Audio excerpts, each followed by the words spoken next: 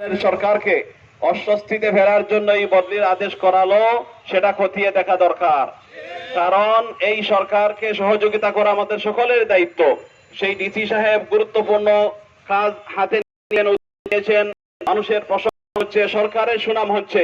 সেই সরকারের সুনামকে ক্ষুণ্ণ করার জন্য এই যে প্রত্যাহার আদেশটা দেওয়া হয়েছে, সেটাকে আমরা মনে করি যে এটা সরকার বিরোধী ষড়যন্ত্রের অংশ। মোহতারাম হাজিরিন, আমরা চাই ডিসি সরওয়ার আলম সাহেবকে পুনর্বহাল করা হোক। কারণ তিনি অত্যন্ত ভালো মানুষ, সৎ মানুষ এবং জনকল্যাণ এবং জনসম্পৃক্ত একজন ডিসি তিনি।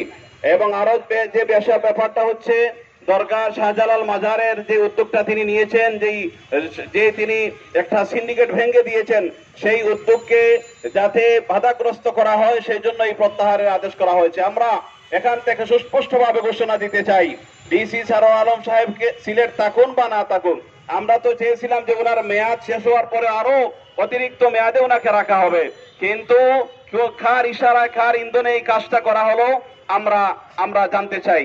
দ্বিতীয় কথা হলো, মাজারের যে অসঙ্গতি, মাজারের যে টাকা লুটপাটের যে ব্যাপারটা আছে, সেটাকে যদি তারা মনে করে ডিসি সরওয়ার আলমকে সরানিয়া দেওয়ার পরে তারা এটাকে আবার আগের জায়গায় নিয়ে যাবে, সেই দিবা স্বপ্নে যেন তারা না দেখে।